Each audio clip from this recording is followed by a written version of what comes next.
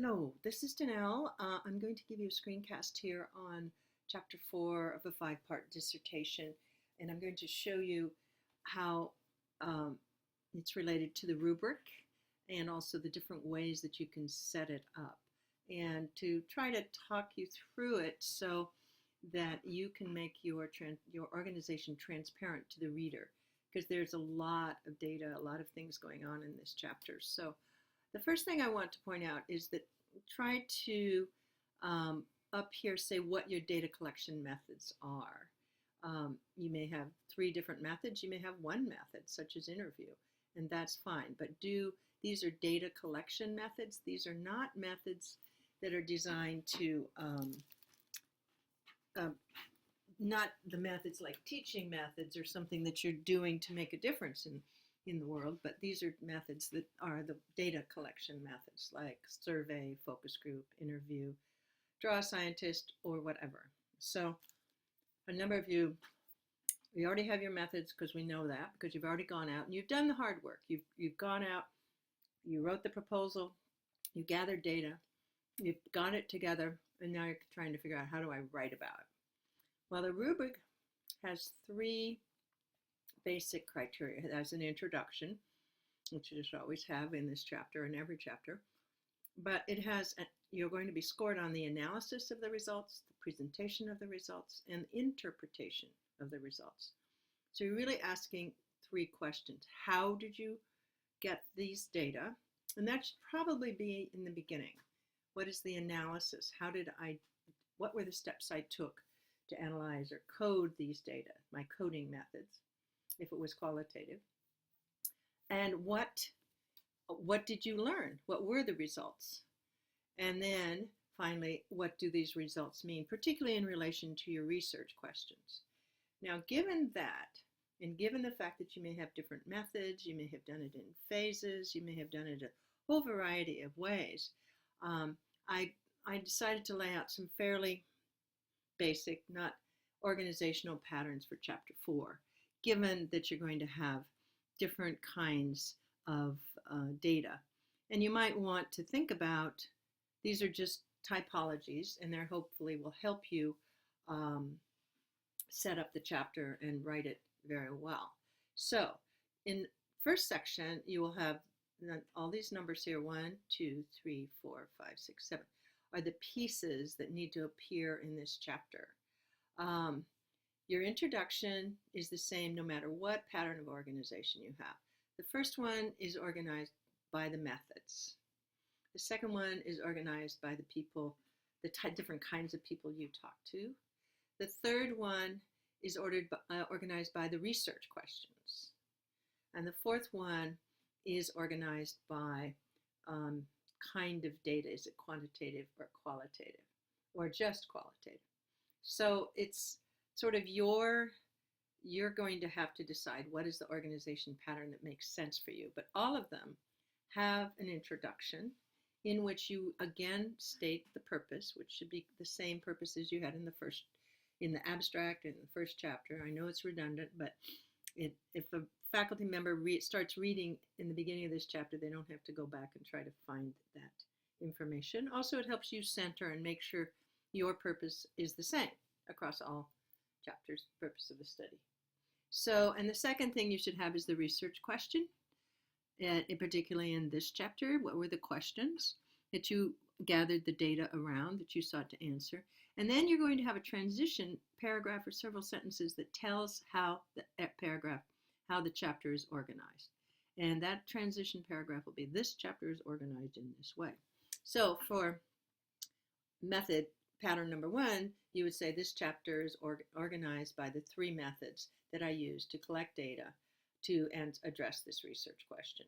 The first one will be survey, the second will be focus groups, and the third one will be draw, as an example. If you were doing the second method, it might be organized around who you collected data from. Say you did surveys to teachers, parents, and students, and then it was a survey, or even if they were different methods, you would tell in the transition exactly how the paragraph is organized. Then the reader is ready to understand where you're going and doesn't have to spend a lot of time figuring out what you've done. Now, if you are doing the first method and you are doing survey, your analysis of the survey will probably be different from your analysis of the focus group and your analysis of the draw-up. So your A, remember this A up here, analysis. How did you analyze it?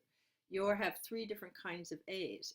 One A will be about the survey, one analysis, one about the focus group, and one about the draw-up. Within this section, which would be the method 1 section survey, you will have the analysis, the presentation of results, and the interpretation for that section.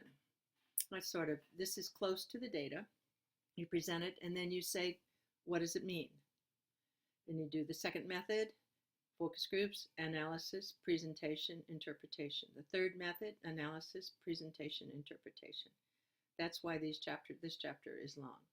Then after you've done all that by each one, then you can synthesize the results into perhaps themes or into big ideas and sort of what you see across all three, particularly thinking about your purpose. And then you would apply those to the research questions. At that point, it's good to say the limitations of the study. There were only 12 interviews, and I had planned on 20. So this, the generalizability or the transferability of the study is limited. Something about the nature of the study that helps the reader know that it has limitations, and all studies have limitations because it's not a perfect world, and also because the world, what we do is always limited. So, but don't spend, the limitations is usually one paragraph or two, not too much. And then a conclusion, and in the conclusion you transition to chapter 5. So in the first one, you're doing method 1, API, method 2, API, method 3, API, and label them, use headings: survey, focus group, draw-up, analysis, survey, presentation, survey, interpretation. You can combine those a little bit if you want, presentation and interpretation, but try to make sure you go through all of those so that the reader knows that you've analyzed these. That's why dissertations are so long, because we have to explain every single thing we did and why we did it. And if things had to change, you'd explain that too. Like we had a student who said, well, I had 20 surveys turned in, or I had 10 surveys turned in. And one of them, the person, because it was an online survey, I know how long they spent on the survey. They spent 3 minutes. Some people spent up to an hour and a half. That is an outlier, and the person was very critical. So her question was, should she include it in the study, or how is she going to handle that? And whatever she does, she has to say what she did, that she might analyze the results with and without that person. She might analyze the results and say, well, there's these people are, obviously there is going to be some differences of opinion about this, and just explain in this chapter exactly what you did and what the decisions you make. So in method number 2 here, we have, this is by participants. Again, it's teachers, parents, students, for example, survey, analysis, presentation, interpretation, parents, analysis, presentation, interpretation, analysis, presentation, interpretation, synthesis across all of those, application to the research questions, and then some thoughts about limitations, and then a conclusion.